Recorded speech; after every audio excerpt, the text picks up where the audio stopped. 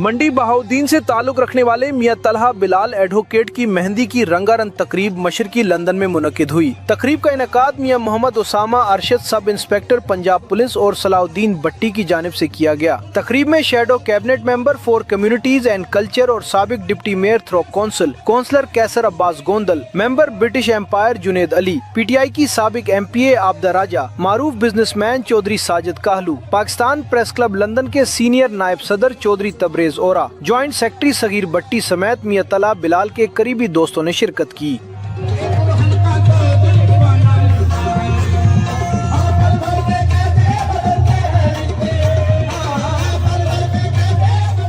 बरतानिया में बख्शी सलामत घराने के मारूफ कवाल उस्ताद सोहेल सलामत ने खूबसूरत गाने गाकर मियां तलहा को आने वाली खुशी की मुबारकबाद पेश की। याद रहे कि Mian Talha Bilal advocate district bar association Mandi Bahauddin के साबिक फाइनेंस सेक्रेटरी रह चुके हैं। उनकी शादी मंडी बहाउद्दीन में 14 दिसंबर को हो रही है, जबकि बरतानिया में भी सेलिब्रेशन का सिलसिला जारी है।